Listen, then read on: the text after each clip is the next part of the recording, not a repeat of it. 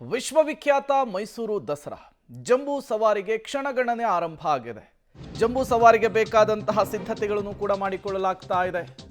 ಜಂಬೂ ಸವಾರಿಯ ಗಜಪಡೆಗೆ ಬಣ್ಣ ಬಣ್ಣದ ಚಿತ್ತಾರವನ್ನ ಬಡಿತಾ ಇದ್ದಾರೆ, ಅಲಂಕಾರವನ್ನ ಮಾಡ್ತಾ ಇದ್ದಾರೆ. ಆನೆಗಳಿಗೆ ಬಣ್ಣಗಳಿಂದ ವಿವಿಧ ಚಿತ್ರವನ್ನ ರಚಿಸುವಂತಹ ಕೆಲಸ ಆಗ್ತಾ ಇದೆ.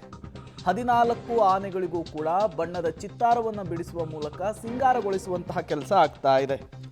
ಇವತ್ತು ಒಂದು ರೀತಿ ಕಣ್ಣಿಗೆ ಹಬ್ಬ ಮೈಸೂರಿನ ಜಂಬೂ ಸವಾರಿ. ಅದರಲ್ಲೂ ಕೂಡ ಆನೆಗಳೇ ಸೆಂಟರ್ ಆಫ್ ಅಟ್ರಾಕ್ಷನ್. ನೀವು ಕೂಡ ವಿಜುವಲ್ಸ್ ಅನ್ನು ಗಮನಿಸ್ತಾ ಇದ್ದೀರಿ. ಹಣೆಯ ಮೇಲೆ ಗಂಡ ಬೇರುಂಡವನ್ನು ಬಿಡಿಸುವಂತಹ ಕೆಲಸ ಆಗುತ್ತೆ.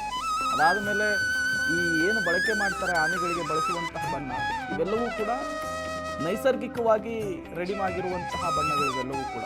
ಕೆಮಿಕಲ್ ಇರುವಂತಹ ಬಣ್ಣವನ್ನು ಬಳಸೋದಕ್ಕೆ ಅವಕಾಶ ಇಲ್ಲ. ಹಿಂದೆಲ್ಲ ದೊಡ್ಡ ಮಟ್ಟದ ವಿವಾದ ಆಗಿತ್ತು, ಕೋರ್ಟ್ನ ಮೊರೆ ಎಲ್ಲ ಹೋಗಿದ್ರು. ಆನೆಗಳ ಸ್ಕಿನ್ಗೆ ಅಲರ್ಜಿ ಆಗುತ್ತೆ, ಪ್ರಾಬ್ಲಮ್ ಆಗುತ್ತೆ ಅಂತ ಹೇಳಿ.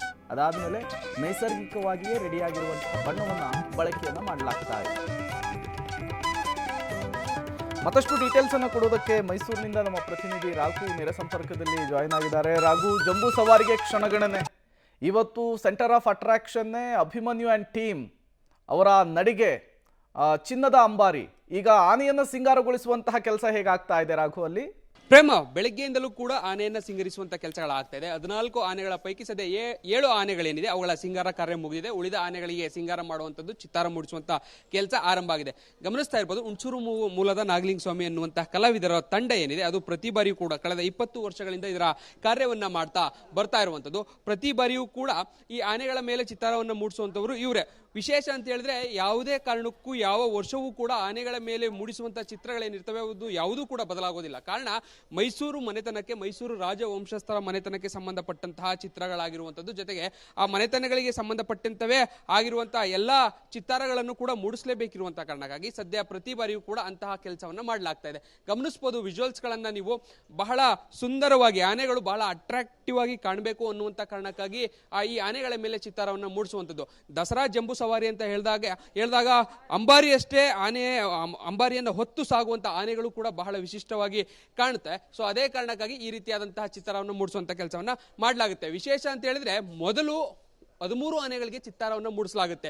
ಕೊನೆಗೆ ಅಭಿಮನ್ಯು ಕ್ಯಾಪ್ಟನ್ ಜೊತೆಗೆ ಅಂಬಾರಿಯನ್ನು ಹೊತ್ತು ಸಾಗುವಂತ ಕಾರಣಕ್ಕಾಗಿ ಆತನ ಮೇಲೆ ಇನ್ನೊಂದಷ್ಟು ವಿಶಿಷ್ಟವಾದಂತಹ ಚಿತ್ತಾರಗಳನ್ನು ಮೂಡಿಸಬೇಕಿರುತ್ತೆ. ಸೊ ಅದೇ ಕಾರಣಕ್ಕಾಗಿ ಅಭಿಮನ್ಯುವಿನ ಕೊನೆಗೆ ಇಟ್ಕೊಳ್ಳುವಂಥದ್ದು. ಸುಮಾರು 2-3 ಗಂಟೆಗಳ ಕಾಲ ಅಭಿಮನ್ಯುವನ್ನ ರೆಡಿ ಮಾಡಲಿಕ್ಕೆ ಬೇಕಾಗುತ್ತೆ. ಸೊ ಅದೇ ಕಾರಣಕ್ಕೆ ಮೊದಲು ಎಲ್ಲ ಆನೆಗಳ ಚಿತ್ತಾರವನ್ನು ಮೂಡಿಸಿದ ನಂತರದಲ್ಲಿ ಬಳಿಕ ಅಭಿಮನ್ಯುವಿನ ಚಿತ್ತಾರವನ್ನು ಮೂಡಿಸುವಂತ ಕೆಲಸವನ್ನ ಮಾಡ್ತಾರೆ. ಪ್ರಮುಖವಾಗಿ ಕಾಲುಗಳ ಮೇಲೆ ಹೂವಿನ ಬಳ್ಳಿ, ಸೊಂಡಲಿನ ಮೇಲೆ ಗಂಡ ಬೇರುಂಡ, ಶಂಖಚಕ್ರ, ಕಿವಿಗಳ ಮೇಲೆ ಹೂ, ಈ ರೀತಿಯಾದಂತಹ ವಿಶಿಷ್ಟವಾದಂತಹ ಆಕೃತಿಗಳನ್ನ ಮೂಡಿಸಲಾಗುತ್ತೆ. ಈ ಮೂಲಕ ಎಲ್ಲ ಆನೆಗಳು ಕೂಡ ಬಹಳ ವಿಶಿಷ್ಟವಾಗಿ ವೈಭವಿತವಾಗಿ ಕಾಣುವಂಥದ್ದು. ಸೊ ಆ ಕೆಲಸವನ್ನ ಈಗಾಗಲೇ ಆ ತಂಡವು ರಾತ್ರಿಯಿಂದಲೂ ಕೂಡ ಆರಂಭ ಮಾಡ್ಕೊಂಡಿರುವಂಥದ್ದು. ಈಗ ಮೊದಲು ಈ ಎಲ್ಲ ಆನೆಗಳಿಗೆ ಮುಗಿಸಿದ ನಂತರದಲ್ಲಿ ಅಭಿಮನ್ಯುವಿನ ಬಳಿ ಹೋಗಿ ಚಿತ್ತಾರವನ್ನು ಮೂಡಿಸುವಂತ ಕೆಲಸವನ್ನ ಮಾಡ್ತಾರೆ. ಒಟ್ಟಾರೆ ಜಂಬೂ ಸವಾರಿಗೆ ಗಜಪಡೆ ಸಿದ್ಧವಾಗಿದೆ.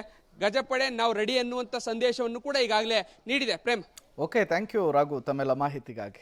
ವಿಶ್ವವಿಖ್ಯಾತ ಮೈಸೂರು ದಸರಾಗಳಲ್ಲಿ ಒಂದು ಅಂಬಾರಿ ಸೆಂಟರ್ ಆಫ್ ಅಟ್ರಾಕ್ಷನ್. ಅಂಬಾರಿಯನ್ನು ಹೊರುವಂತಹ ಆನೆ ಅದು ಕೂಡ ಸೆಂಟರ್ ಆಫ್ ಅಟ್ರಾಕ್ಷನ್. ಈಗ ಆ ಆನೆಗಳನ್ನು ಸಿಂಗರಿಸುವಂತಹ ಕೆಲಸ ಆಗ್ತಾ ಇದೆ. ಇದೇ ಆನೆಗಳ ದಿಬ್ಬಣ ಇನ್ನೇನು ಕೆಲವೇ ಕ್ಷಣಗಳಲ್ಲಿ ಹೊರಡುತ್ತೆ. ಅದನ್ನು ನೋಡೋದಕ್ಕೆ 2 ಕಣ್ಣುಗಳು ಕೂಡ ಸಾಲೋದಿಲ್ಲ.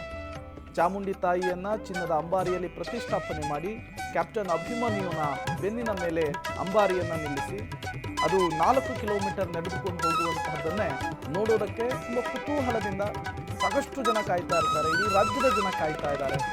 ಜಗತ್ತಿನ ಮೂಲೆ ಮೂಲೆಯಿಂದಲೂ ಕೂಡ ಜನ ಬಂದಿದ್ದಾರೆ. ಅದಕ್ಕೆ ಬೇಕಾದಂತಹ ಸಿದ್ಧತೆಗಳು ಹೇಗಾಗ್ತಾ ಇದೆ ಅನ್ನೋದನ್ನು ನೀವು ಗಮನಿಸ್ತಾ ಇದ್ದೀರಿ. ಒಂದು ಕಡೆ ಉತ್ಸವ ಮೂರ್ತಿಗೆ ಕೊನೆಯ ಹಂತದ ಪೂಜಾ ಕೈಂಕರ್ಯಗಳು ನಡೀತಾ ಇದೆ. ಮತ್ತೊಂದು ಕಡೆ ಚಿನ್ನದ ಅಂಬಾರಿಯನ್ನು ಹೊರುವಂತಹ ಅಭಿಮನ್ಯು ಸೇರಿದಂತೆ 14 ಆನೆಗಳಿಗೂ ಕೂಡ ಈಗ ಬಣ್ಣದ ಮೂಲಕ, ವಿವಿಧ ಬಣ್ಣದ ಮೂಲಕ ಚಿತ್ತಾರ ಬಿಡಿಸುವಂತಹ ಕೆಲಸ ಆಗ್ತಾ ಇರೋದನ್ನು ಕೂಡ ನೀವು ಗಮನಿಸ್ತಾ ಇದ್ದೀರಿ. ಆಮೇಲೆ ಇದೆಲ್ಲವೂ ಕೂಡ ತಲೆತಲಾಂತರಗಳಿಂದಲೂ ಕೂಡ ನಡೆದುಕೊಂಡು ಬಂದಂತಹ ಸಂಸ್ಕೃತಿ. ಈ ಹಿಂದಿನಿಂದಲೂ ಕೂಡ ಯಾರು ಬಣ್ಣವನ್ನು ಬೆರೆಸ್ತಾ ಇದ್ರು ಅವರೇ ಅದನ್ನು ಮುಂದುವರಿಸ್ಕೊಂಡು ಹೋಗಬೇಕಾಗುತ್ತೆ.